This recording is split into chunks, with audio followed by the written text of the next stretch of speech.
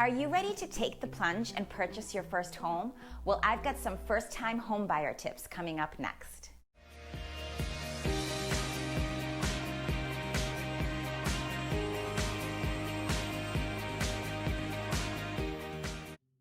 Hi everybody, my name is Marianne Knowles. I'm with the Jameson team of Lively Real Estate.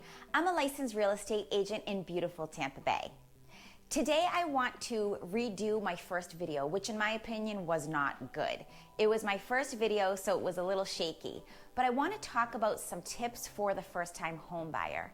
Being a first-time home buyer can be very overwhelming, especially when you don't have the experience of purchasing a home. So there's so many people around you that want to give you their input or their experience. My advice first and foremost is to find yourself a real estate agent who will be working as your trusted advisor. Listen to what he or she has to say and don't be afraid to ask them questions. Next is to give yourself enough time to look for a home. This is a very big investment and a very serious one as well. In my opinion, the earlier the better. That way you can become acquainted to the things that are important to you, such as schools and neighborhoods. The earlier you start, the better. Start going to open houses, start visiting some neighborhoods. That way you can already exclude the things that you don't want and you can already include the things that you do. Another tip for a first-time homebuyer when budgeting your mortgage: don't forget about the HOA fees and the condo fees if you are going to be living in these type of communities. Again, the fees vary depending on the amenities that the community has to offer, but many people forget to take these into account and they are paid on a monthly basis, so make sure you factor that into your budget. The next tip is to visit the same home or area more than once to really get a feel for what it's like. You may go and visit a home and find that the street is very quiet, and then go again during rush hour traffic and see that the street is much busier than you thought.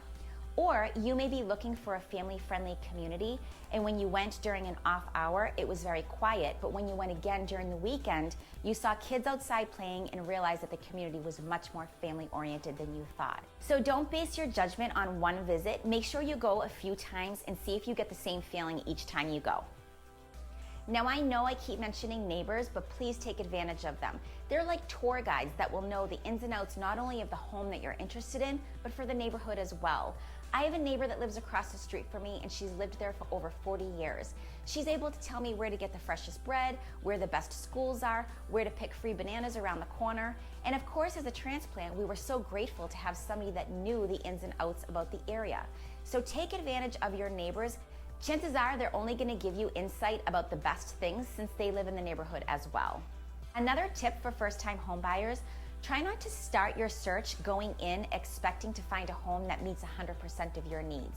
Typically, a home will meet between 75 and 80% of a person's needs, and the remaining is up to them to make it their own. And you can make these changes gradually along the way as you're living there to really add the finishing touches that you were once looking for. My last tip is a very important one, and some people tend to forget. Don't forget about the repairs that you're going to be making once you move into the home. It happens all the time. Things tend to break down once you've moved into a home. The general rule of thumb is that per year, you'll be spending 1% of the purchase price. So keep that into account when it comes to maintenance, repairs, and yard work. That's it for today's FYI Friday, everybody. I hope you enjoyed today's content. If you have any questions, please feel free to reach out to me. You know I'm always happy to help. And please subscribe to my channel as I put videos out every week. We'll see you next Friday for another FYI Friday. Take care.